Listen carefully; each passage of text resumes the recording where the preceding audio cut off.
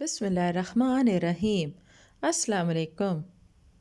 حضرت واصلہ بن اسقع رضی اللہ تعالیٰ عنہ نے اپنا واقعہ خود بیان کرتے ہیں کہ جب غزوہ تبوک کے لیے رسول اللہ صلی اللہ علیہ وسلم نے بلایا تو میں اپنے گھر والوں کی جانب گیا۔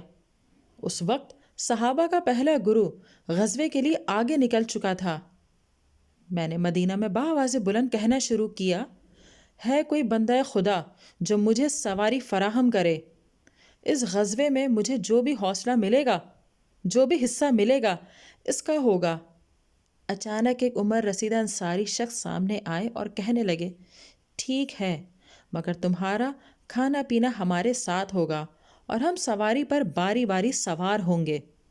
میں نے کہا، مجھے قبول ہے۔ انہوں نے کہا، تو پھر اللہ کا نام لو اور اس کی برکت سے چلو۔ میں اس اچھے ہمسفر کے ساتھ ہو لیا، حتیٰ کہ اللہ تعالیٰ نے مجھے مال فے سے نوازا۔ وہ کہتے ہیں کہ مجھے اس جنگ میں چند اونٹ بطور غنیمت ملے۔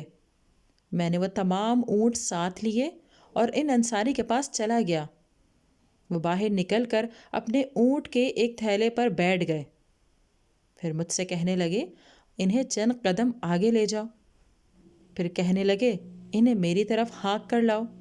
جب وہ ان سواریوں کو آگے پیچھے سے دیکھ چکے تو کہنے لگے، تیرے اونٹ بہت اچھے ہیں۔ میں نے کہا، مگر یہ تو وہ مال غنیمت ہے جس کی میں نے آپ کے ساتھ شرط لگائی تھی۔ تو وہ انصاری کہنے لگے، میرے بھتیجے، اپنے اونٹ لے جاؤ، ہمارا مقصد تمہارا حصہ لینا نہیں بلکہ کچھ اور تھا۔ واصلہ بن اسقع رضی اللہ تعالیٰ عنہ اخروی ثواب کے لیے اپنے حق کے غنیمت سے دستبردار ہو گئے، اور اسی طرح انصاری صحابی نے بھی اپنی راحت کی قربانی دیتے ہوئے اتنے لمبے سفر میں انہیں اپنی سواری پر سوار کر لیا اور کھانے پینے کے سامان میں بھی انہیں برابر شریک رکھا۔ یہ سب کچھ اجر و ثواب کے لیے تھا۔ ایسے تصورات اور خیالات صرف کتاب اللہ اور سنت نبوی صلی اللہ علیہ وسلم کی روشنی میں تربیت پانے والے افراد ہی کے ہو سکتے ہیں۔ یہ معاشرہ کتاب و سنت کے نور کا حامل تھا۔ حضرت ابو موسیٰ اشعری رضی اللہ تعالیٰ عنہ کی قیادت میں اشعری قبیلے کے لوگ حاضر ہوئے۔ انہوں نے رسول اللہ صلی اللہ علیہ وسلم سے درخواست کی کہ ہمیں جہاد کے لیے سواریاں دی جائیں۔ تیاری کرتے ہوئے خاصا عرصہ گزر گیا مگر کوئی سواری میسر نہ آ سکی۔ بالآخر تین کو ایک ایک سواری دی گئی۔ کمزور یا بیمار یا زیادہ راہ نہ ہونے کے باعث پیچھے رہ جانے والے افراد احساس گناہ سے انتہائی گریہ و زاری تک جا پہنچے، حتیٰ کہ ان کے متعلق قرآن نازل ہوا۔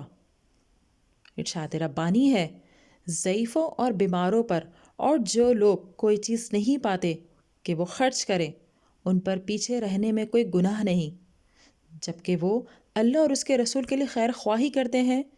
نیکی کرنے والوں پر گرفت کی کوئی راہ نہیں، اور اللہ بہت بخشنے والا، نہایت رحم کرنے والا ہے۔ اور اے نبی، نہ ان لوگوں پر کوئی گناہ ہے جو آپ کے پاس آئے کہ آپ انہیں سفر جہاد کے لیے سواری دیں، اور آپ نے کہا کہ میرے پاس کوئی سواری نہیں، تو وہ اس حال میں لوٹ گئے کہ ان کی آنکھیں آنسوؤں سے بہہ رہی تھیں کہ ان کے پاس کچھ نہیں جس سے وہ اللہ کی راہ میں خرچ کریں۔ نبی اکرم صلی اللہ علیہ وسلم کے زمانے میں جہاد کی رغبت و چاہت کی بہترین تصویر ہے۔ اس میں یہ بھی وضاحت ہے کہ سچا ایمان رکھنے والے مادی ساز و سامان میسر نہ ہونے کی وجہ سے پیچھے رہ جانے پر تکلیف محسوس کرتے ہیں۔ یہ مجبور طبقہ اور دیگر معذور یا بیمار افراد دلی طور پر مجاہدین کے ہم سفر تھے۔ ناظرین، اگر ویڈیو پسند آئی ہے تو اسے لائک کیجئے، شیئر کیجئے، کمنٹ دیجئے اور چینل کو ضرور سبسکرائب کیجئے۔